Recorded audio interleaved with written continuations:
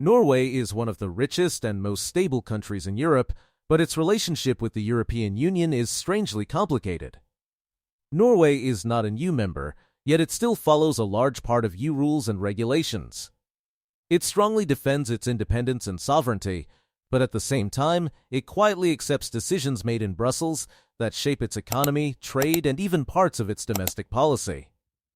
And that raises a question. Has Norway discovered the perfect formula, enjoying the benefits of Europe without giving up full control? Or is it actually paying a hidden cost for staying stuck in this half-in, half-out position? To understand this story, you have to see Norway as more than a rich Nordic outlier.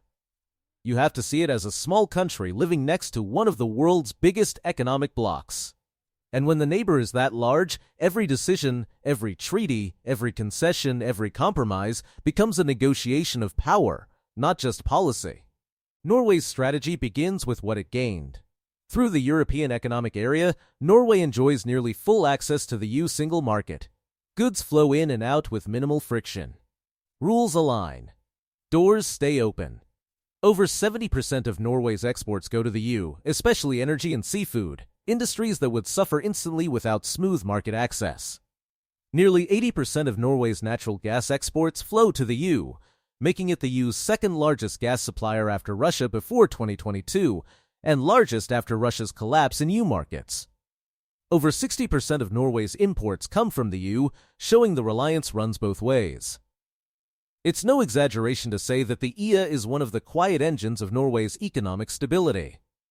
For Norwegian businesses, this arrangement is almost ideal. They get predictability, they get consistency, they get the ability to operate as if they were inside the EU, without the political baggage of actually being in the EU. Norway isn't bound by everything. No euro, no common agricultural policy, no shared budget obligations on the scale of full members. In theory, this is sovereignty with benefits. But those benefits come with a hidden cost that rarely makes headlines. To stay inside the single market, Norway must adopt huge volumes of EU legislation. The regulations that are crafted, debated, amended, and voted on by countries that Norway has no seat among. Every year, directives covering everything from digital policy to environmental standards flow into Norwegian law. Often they're accepted without much resistance, because rejecting them would threaten market access. The EFTA Surveillance Authority estimates that Norway implements roughly 400–500 new EU rules each year. More than 11,000 EU legal acts have been incorporated into Norwegian law since joining the EEA. So, this isn't just regulatory alignment, it's more like regulatory dependency. A quiet form of rule-taking dressed up as cooperation. And this dependency becomes more visible when the issue is something Norway truly cares about, like energy. Norway is one of Europe's biggest suppliers of natural gas, and its offshore resources give it enormous economic leverage. Yet its half-out position means that energy negotiations often happen on uneven ground. It isn't fully inside the EU system, but it's not outside enough to negotiate like a distant supplier either. This tension surfaced dramatically in 2022 when gas prices exploded and the EU pushed Norway to consider price caps. Norway resisted, insisting on market-based contracts. But the moment revealed that the EU could exert political pressure not because Norway was weak, but because Norway's access to the single market made resistance more complicated. Concession wasn't guaranteed, but constraint was undeniable. And this isn't an isolated case. It's part of a larger pattern where Norway's room to maneuver shrinks the closer it aligns with the EU, because alignment doesn't just shape policy, it shapes power.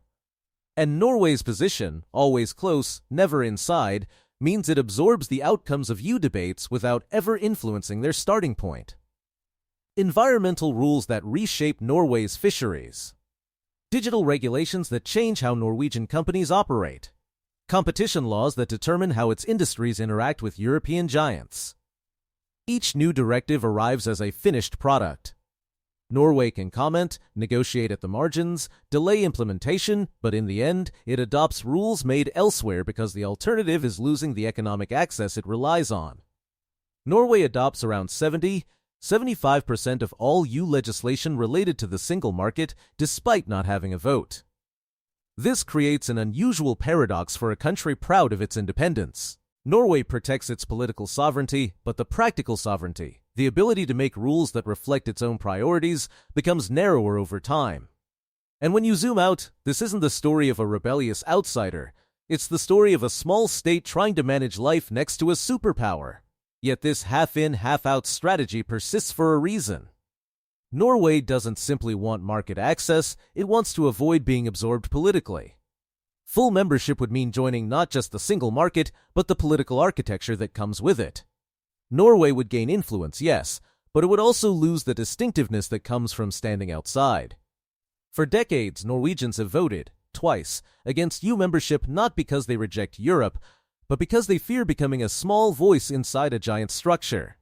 Polling today consistently shows 55–60% oppose EU membership, but 70–80% support staying in the EEA, illustrating Norway's economic in, political out mindset. The half-out plan is the compromise. It lets Norway stay economically integrated while remaining politically separate. It's a balancing act, enough distance to maintain identity, enough proximity to maintain prosperity. But the hidden cost emerges in another way as well. The more Norway integrates economically, the harder it becomes to diverge politically. And the more it depends on the single market, the more it must adapt to EU priorities, whether they align perfectly with Norwegian interests or not. Fisheries, environmental conservation, energy frameworks, data governance, these are areas where Norway once had broad freedom. Today, many of those choices are subtly shaped by EU rulemaking. Norway's financial regulations mirror EU standards so closely that many EU institutions treat Norway as a de facto member. What's remarkable is how quietly this trade-off operates. To the outside world, Norway looks like a free agent, floating confidently between worlds. Inside Europe, though, diplomats know the truth. Norway's model is brilliant, but it isn't free. It extracts economic gains while absorbing political costs that rarely appear in public debate. So the question isn't whether Norway chose the right path. It's whether the path will stay stable as Europe transforms. Can a small country truly remain half in and half out of a superpower's orbit indefinitely? Or is this delicate balance slowly shifting from a choice into an inevitability?